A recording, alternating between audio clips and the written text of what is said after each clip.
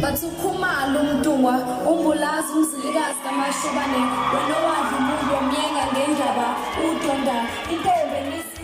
uSenzo Mchunu ngifuna ukusho eNingizimu Afrika owakithi ngasibona kodwa inzondo anayo ayibhekisa kumina uyafana nomuntu wangibulala ngakho ke nami angimfiseli okuhle nesigcwagcwe nesidine njalo wakwazi uqamba amanga ngami kwi-entire cabinet benobheka icele because ubheka icele umongameli ngitshela imfihlo namhlanje ngizoyikhela phezulu umongameli ezengayi Phoenix kuthe kunomhlangano e-airport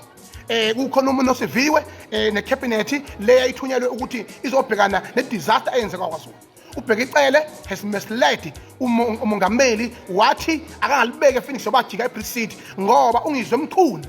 that is on record and nginofakazi baleyo nto leyo uNgizwe Mchunu umqashela inkaba uyithathe ehostela wahamba nazo njalo waze wayofihla ePhoenix ngakho umongameli angalibeki lapho.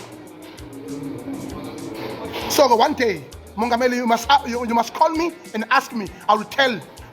I'll display that evidence and tell you ukuthi obani abayishola ngendlela futhi bayayazi abanani nabo airport lento bayayazi ngisho uSenzo Mchunu uyena futhi owathi uzuma kanabalandeli uzuma uqoqe nje ihlobo nabangani bakhe ukuthi bammobilize ngoba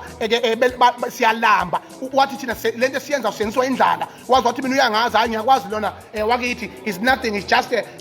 hungry and hype.